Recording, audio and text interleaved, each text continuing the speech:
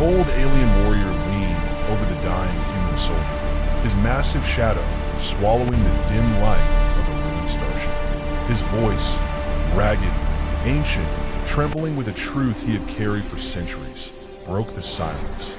Before you die, I'll tell you what your species really is. Not a threat, not a victory speech, but a confession. Point one whispered with fear and awe, because across the galaxy, every empire that learned the truth about humanity either fled, begged for alliance, or vanished. If stories like this spark your curiosity, go ahead and tap like. It helps more than you think. And if you enjoy diving into these wild, mind-bending HFY moments, subscribe so you don't miss the next one. Feel free to share this video with someone who loves sci-fi surprises. Now, let's break down what's coming. The corridor was collapsing in slow motion, metal groaning, sparks drifting like dying stars, and distant explosions thundering through the bones of the ship. Smoke curled in the stale air, thick enough to taste. And there, pinned between two twisted beams, lay the old alien warrior who had once been feared across 17 systems. His armor, once a polished obsidian carapace, was shattered in places, glowing with leaking energy. His 4 arms trembled as he tried to push himself up, but even a veteran of 100 wars could not fight gravity forever. He looked ancient now, not because of his age, but because of what he carried inside him. A truth that had been rotting there for decades. Across from him, struggling to stay conscious, was Lieutenant Jamin Park, a human rescue officer whose shuttle had been torn apart by the alien cruiser's final strike. His leg was broken, one arm numb, blood drying on his cheek. Yet still, like every stubborn human in every story whispered among the stars, he clung to life with a stubbornness even extinction couldn't pry loose. A crackling light flickered overhead. The alien's mandibles clicked once. Pain, resignation, maybe even guilt. He studied the human with 4 amber eyes that glowed like cooling embers. "You should not be alive," he rasped, his voice deep enough to vibrate the metal floor. Jamin coughed, spit blood, then smiled weakly. "Yeah, I get that a lot." The alien huffed, a sound halfway between a laugh and a dying growl. For a moment, there was only silence. Not peaceful silence, the kind that happens before something important is said. Then the alien warrior leaned closer. "Before you die," he whispered, "I will tell you who your species truly is." Jamin blinked, confused. "You mean humans?" A slow nod. A strange tension rippled through the air, like the moment before a truth so dangerous, even saying it out loud felt like stepping over the edge of a cliff. "I have fought your kind," the alien said softly. "I have observed you, hunted you, tried to predict you, and still I do not understand how you exist." Jamin's brow furrowed. Was this some kind of intimidation? Some final threat? But the alien's tone wasn't mocking. It wasn't cruel. It was something far rarer. Fear. "I expected monsters," the alien continued. "Or demigods. Or anomalies. Something with claws. Or fangs. Or natural armor. Something that made sense." He shook his head slowly, almost bitterly. "But you are small, soft, fragile. Your bones snap. Your skin tears. Your hearts fail. You should not be able to challenge empires." And yet, his mandibles clicked again. "You break the balance of the galaxy simply by existing." Jamin forced a small breath. "We're really not that special." That actually made the alien flinch. "Exactly," he growled. "That is what terrifies us." A burst of sparks rained down from above. The old warrior didn't even look up. His gaze was fixed entirely on the human, studying him with the intensity of a priest staring at a forbidden prophecy. "Do you know what we call your species in the deep archives?" he asked quietly. Jamin shook his head. "A zero-line anomaly." "Sounds flattering," Jamin murmured. "It is not," the alien replied flatly. "It means your existence violates predictive models. Mathematically impossible. A rogue variable.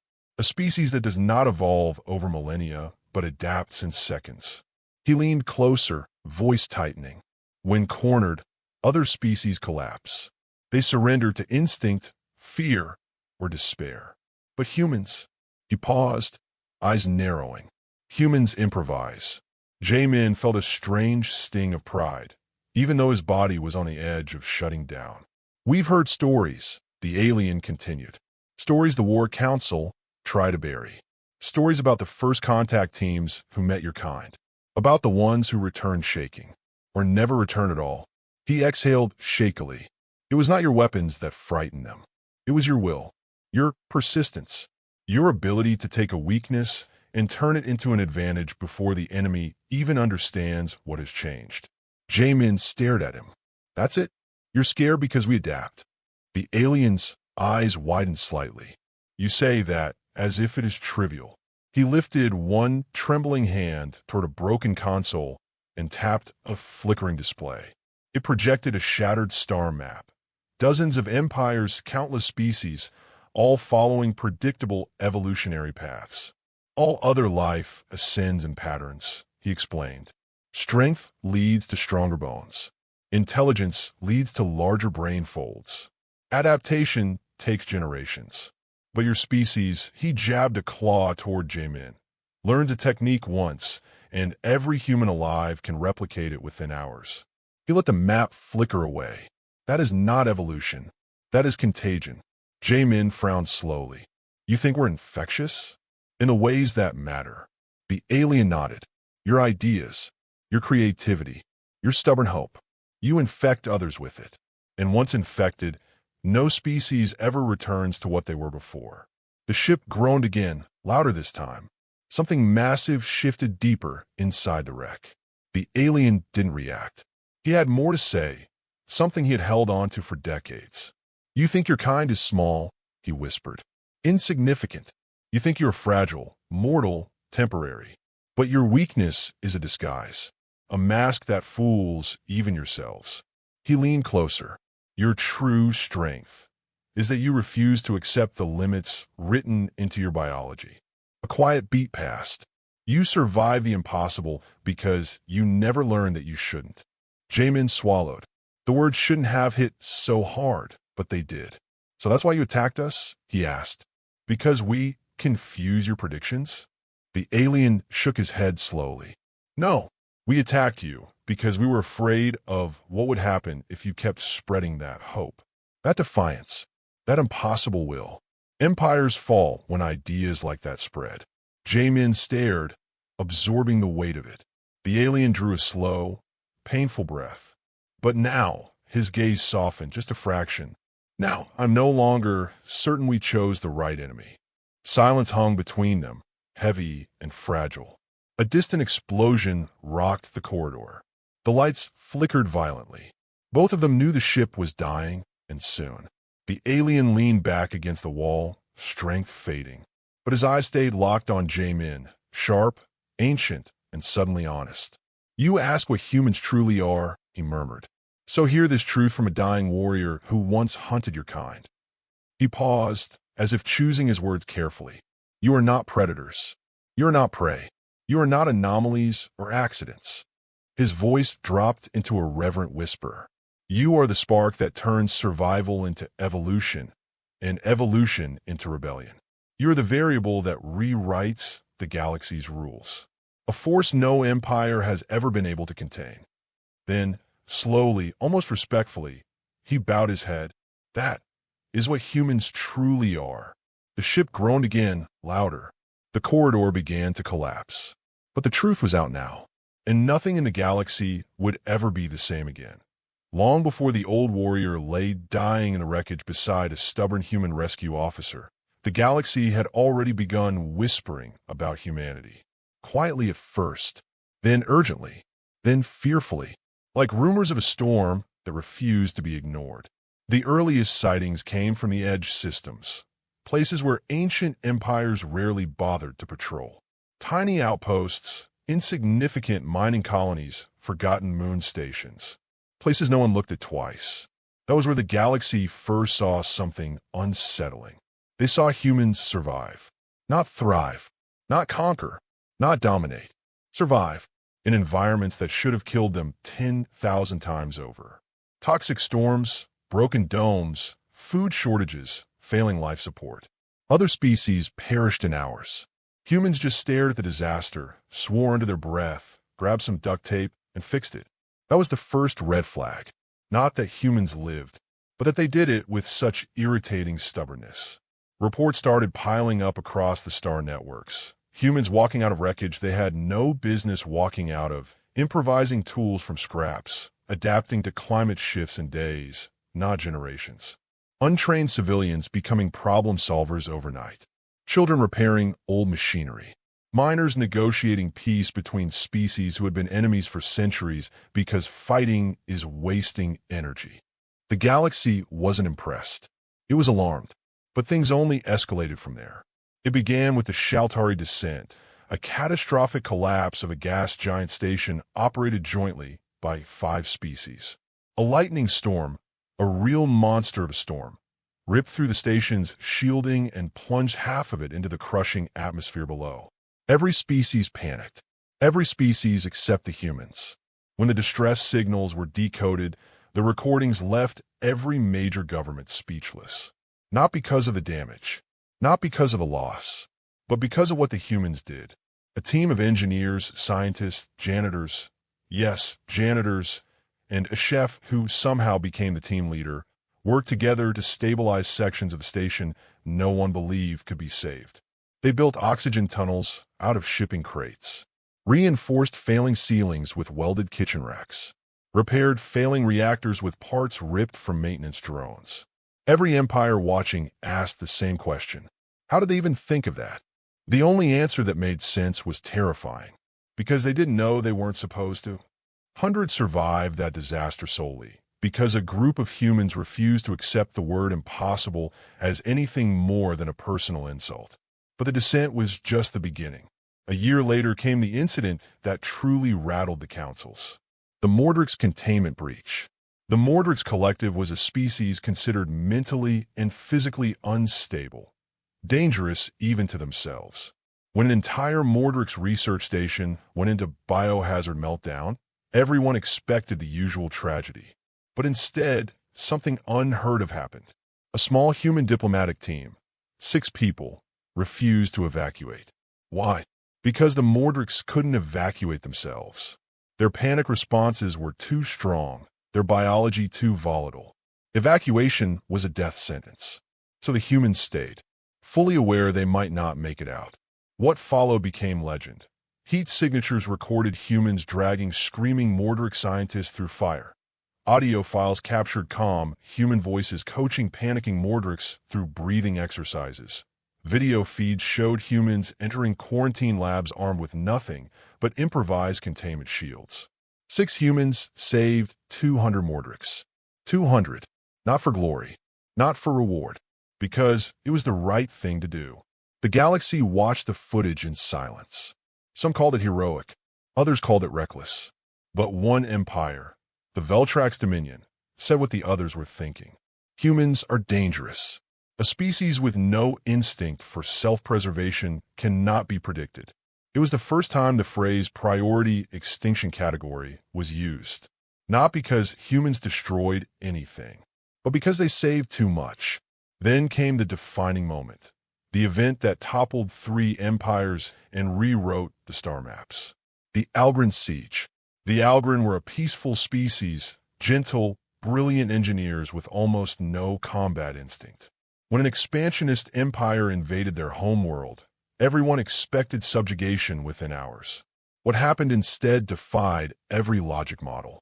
A convoy of human civilian ships, cargo freighters, medical barges, and a salvage tug answered the distress call before any military fleet could mobilize. No weapons, no armor, barely any shielding. But humans have always been good at one thing, using whatever they have. The freighters rammed blockade ships. Medical barges served as mobile refuges.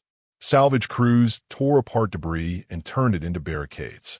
Ordinary humans, mechanics, botanists, teachers, held a defensive line for 12 hours. 12 hours against a fully armed empire. Nobody believed it until the sensor data was verified. When human reinforcements finally arrived, the invading empire was so disoriented they retreated without a functional strategy. Their defeat became the first domino in a collapse that reshaped the quadrant. Why? Because the Albaran weren't the only ones watching. Dozens of minor species, oppressed for generations, heard the same 4 words whispered across the networks. The humans will help. Not for conquest, not for politics, because humans couldn't stand watching someone suffer. And for the first time in recorded galactic history, hope became contagious. But it wasn't just bravery. It was something far stranger, something that frightened the oldest species in ways they couldn't articulate. Humans changed the cultures around them.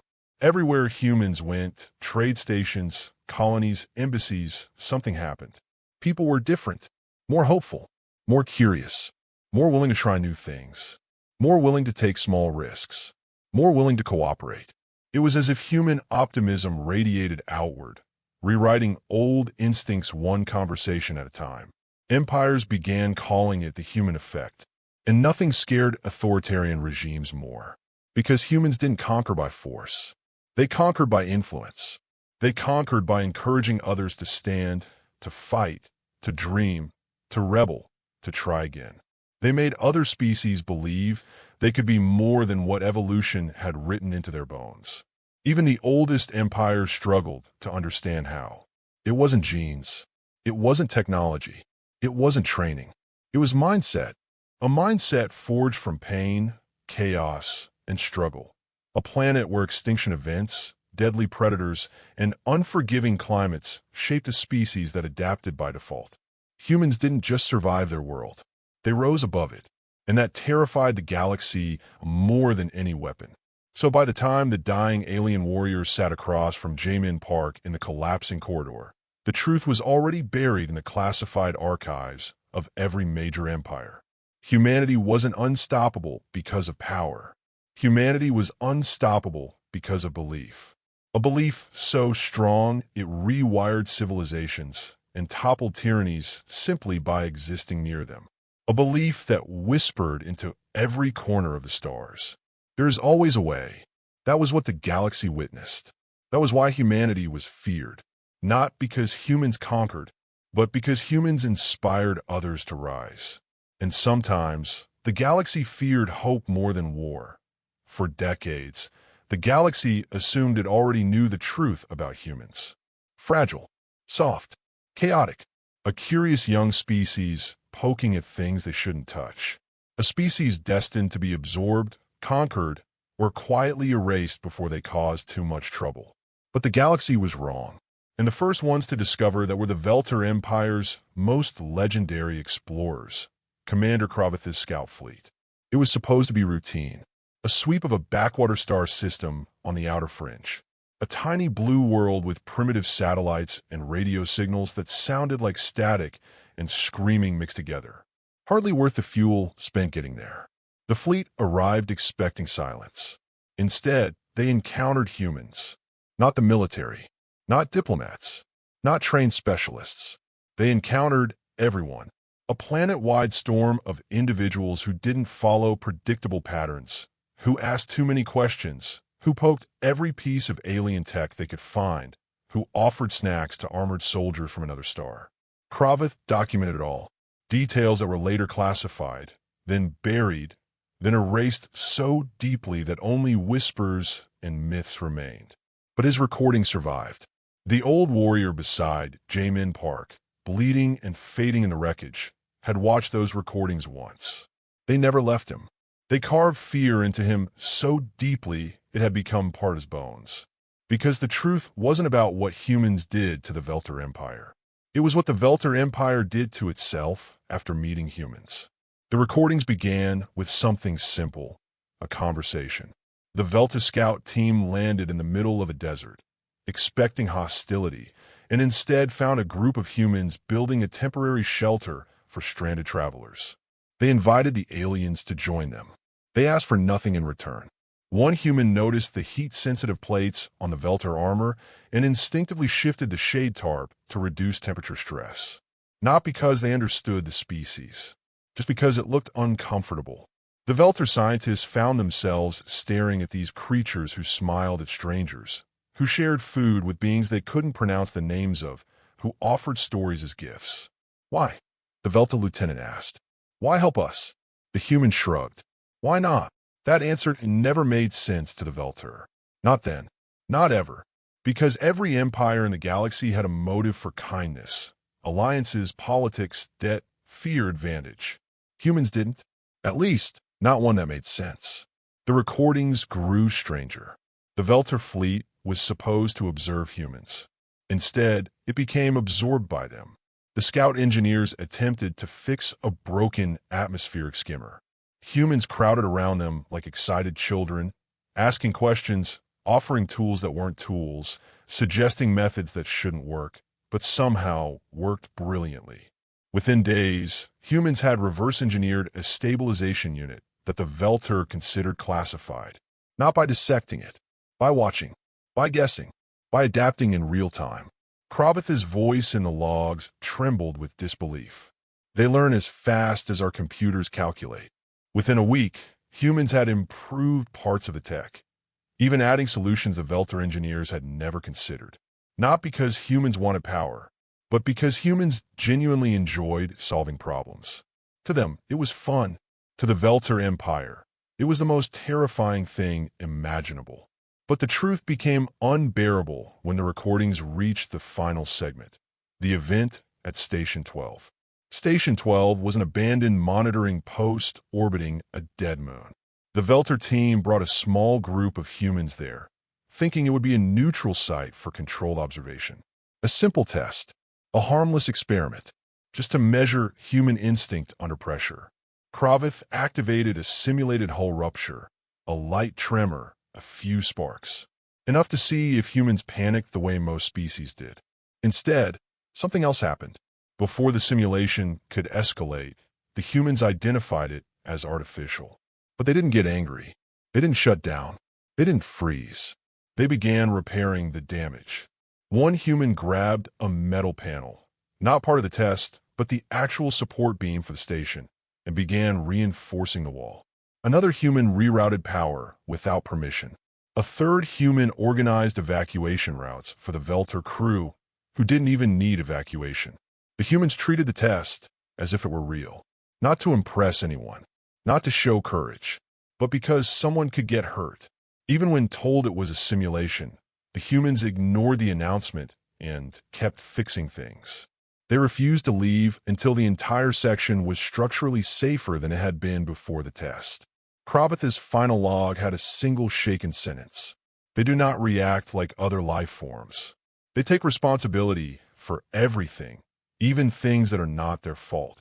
That was the moment an idea took root inside the Velter Empire. An idea so forbidden that the War Council buried it. The idea that humans, if befriended, would uplift every species they met. Not slowly, not cautiously, but explosively, uncontrollably, like floodwater breaking through a century-old dam. And an empire built on dominance cannot survive a galaxy filled with empowered equals. So the Council hid the truth. They locked Kravith's logs behind encrypted firewalls. They classified humans as cultural hazard class X. They built propaganda to portray humanity as unstable and dangerous. But the logs kept leaking. A few soldiers saw them. A few scientists. A few officers like Thakmor, the dying warrior speaking to Jamin Park in the wreckage. He was young when he first watched them. Younger still when he realized the recordings changed him. Because he saw something he had never seen in his own empire. Cooperation without fear. Intelligence without arrogance. Strength without cruelty. A species that didn't rise by standing on the bones of others, but by lifting others up with them. That truth terrified the Council. It fascinated the soldiers. And it haunted Thakmor until this very moment, dying beside the very species he had spent a lifetime misunderstanding. As the old warrior wheezed for breath, Jamin finally spoke. So that's why you attacked us. You thought we'd change you. The alien closed his eyes, pained. No, not change us. A pause. Unmake us. Another tremor shook the corridor. Dust drifted like ash. Jamin leaned forward despite the pain. What did the logs really show? The alien opened his eyes. They showed that every species that befriended humans evolved. Not biologically, culturally, strategically, emotionally. Humans accelerate progress faster than any empire can control. How fast? Jamin asked softly. The alien whispered one word. Terribly. His voice broke. Within 2 years, humans had rewritten technologies we spent 6 centuries mastering. They improved our engines, our shields, our medicine, our agriculture. They even taught our children without trying. Jamin swallowed, and the council feared losing control. They feared losing everything, the alien whispered. Hierarchy, purity, tradition, power. Humans disrupt all of it simply by existing. He turned his head toward the collapsing ceiling. That is why they bury the truth. Because if the galaxy ever learned what humans are truly capable of, he met Jamin's eyes. Empires would fall. Silence. Heavy. Final. Then one last truth escaped the old warrior's lips, barely audible. Humans are not a threat because they destroy. He exhaled, shuddering. They are a threat because they inspire. And the galaxy feared inspiration more than war. Chapter 3 complete. Ready for the final chapter? Say. The ship was breaking apart piece by piece. Fractures spiderwebbing through the hull. Flames licking along the ceilings. Warning sirens howling in the dying corridor. Each tremor hit harder than the last. The wreck had minutes left, maybe less. Jamin Park could barely stay conscious, but he refused to close his eyes. The old alien warrior's confession still echoed in his head, heavier than the collapsing metal around them. Humans inspire. Humans uplift. Humans change everything. And the galaxy feared that more than extinction. But before Jamin could respond, the entire corridor jolted violently. A massive chunk of ceiling broke loose, crashing down beside them. Heat washed over his face. Smoke filled his lungs. He coughed hard, vision blurring. The alien warrior, Thakmor, pushed himself upright with trembling limbs. Despite his wounds, despite the blood leaking from the cracks in his armor, he stood tall, 2 arms bracing against the wall, the other pair pulling Jamin up by his vest. "You must live," the old warrior growled. Jamin grimaced. "We're both getting out. Don't be dramatic." Thakmor's mandibles clicked in something like frustration. "You do not understand. If you die here, the galaxy loses its last chance." The human blinked through the smoke, confused. "Last chance for what?" "For peace," Thakmor rasped. "For unity. For the path your kind unknowingly created." Another explosion shook the floor, sending sparks and debris raining around them. The lights flickered, stuttered, and dimmed, leaving only the glow of emergency strips along the walls. Thakmor slung Jamin's arm over his shoulder, supporting him with unexpected gentleness. "The cleansing fleet arrives within hours," he said. 16,000 warships. Enough firepower to burn your solar system black. Jamin's gut tightened. "And they think we're the threat." "You are," Thakmor whispered. "Not because you destroy, but because you unite." The old warrior staggered forward, dragging them both toward the emergency lift that led to the escape hangar. The corridor ahead was filled with twisting shadows and drifting clouds of dust. Pipes hissed. Panels hung loose like broken ribs. Jamin managed a weak laugh. "Pretty sure uniting people isn't a war crime." "To empires," Thakmor replied. "It is." They reached the lift door, jammed shut. Emergency locks melted. Thakmor slammed a fist into the console. Sparks popped, but the door didn't budge. "Step back," he growled. With a roar, he braced 2 arms against the frame and dug his lower claws into the edges. Metal screeched. Sparks showered down like fireworks. Inch by inch, he forced the door apart until the gap was wide enough for a human to slip through. Jamin gestured weakly. "After you." The alien huffed. "Stubborn until the end." "You talked about our adaptability," Jamin gasped. "You forgot the part about our pride." A strange sound escaped Thakmor. Half a laugh, half a cough. He pulled Jamin through the gap and let the door slam shut behind them. The lift shaft was filled with smoke, but the emergency ladder was intact. "Barely. We climb," Thakmor said. Jamin groaned. "Fantastic. My favorite thing to do while dying." "Humor," Thakmor muttered. Even now. Helps with the trauma. The alien paused, studying him. You humans are unbelievable. Jamin shrugged one shoulder. We get that a lot. They climbed. Each movement sent waves of pain through Jamin's body, but he kept going. Because the galaxy deserved the truth. Because humanity deserved a chance. Because Thakmor, this old warrior who had once served an empire built on fear, was trying to save him. Halfway up, the station lurched violently. The ladder snapped at the base. Jamin slipped, his grip failed. His body fell backward into the smoking void. But Thakmor caught him. One agonized, desperate arm shot out and seized Jamin's wrist before he could fall more than a meter. The old warrior roared as the weight pulled on his failing muscles, but he didn't let go. Why? Why would you do that? Jamin choked. Thakmor groaned, straining. Because you would have done the same.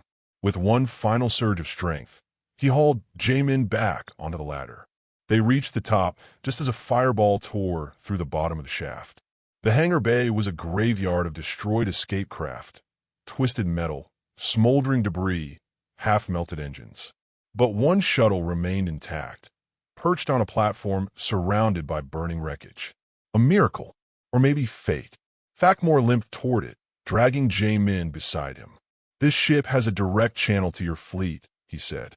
You must convince them not to fire when the cleansing fleet arrives. Jamin frowned. Why wouldn't they fire? If the Velters show up ready for war. No, Thakmor growled. You do not understand. Your fleet is not preparing for war. He gestured to the hangar walls. Hidden beneath the smoke, messages flickered across the monitors, encrypted signals, repeating transmissions addressed to the Velter Empire. Stand down. We can negotiate. We can help you rebuild. You're not alone. Jamin's throat tightened. Humans sent these? Your fleet, Thakmor said softly, is asking us to join you. He pointed at the shuttle. It will connect you to them. You must deliver my data. Kravatha's files. Everything. Jamin placed a hand on the alien's arm. Come with me. Thakmor hesitated. The ship groaned. A beam collapsed somewhere behind them. I do not deserve to stand among your people, he whispered. That's not your decision, Jamin said. That's ours. And we don't leave people behind. Thakmor froze. A truth he had never believed possible now stood inches from him. Jamin looked him in the eye. You told me what humans are. Let me tell you what you are now. He squeezed the alien's arm. Family. The word hit Thakmor like a blow. His breath shuddered. His 4 eyes glistened in the firelight. He nodded. Slowly, gratefully, they boarded the shuttle as the ship's hull finally began to tear open. Alarms wailed. Flames surged. Metal screamed. Thakmor took the pilot's seat. Jamin collapsed into the passenger chair. Hold on, the alien said. With what strength? Jamin muttered. Survive, Thakmor growled. It is what your kind does. The shuttle blasted out of the exploding ship, hurtling into open space as the massive vessel broke apart behind them in a cascade of fire. The stars rushed forward. The human fleet shimmered in the distance, 12,000 ships strong, engines blazing like a wall of light. Thakmor opened a channel. This is Thakmor of the Velter Empire, he said. I bring data and surrender. The truth must be known. Static crackled. Then a calm voice responded. This is Admiral Martinez. We hear you. Welcome aboard. Thakmor exhaled. Jamin smiled faintly. And behind them, at the far edge of the starfield, the cleansing fleet emerged from warp. 16,000 warships. Enough to annihilate worlds. The old universe, the one built on fear, was arriving. But the new universe was already waiting. Not to kill, not to conquer, but to invite, to unite, to change everything. And as Thakmor looked out at the armada of species flying together, humans, refugees, allies, survivors, he finally understood the truth he had feared his whole life. The galaxy didn't need to fear humanity. It needed to follow them.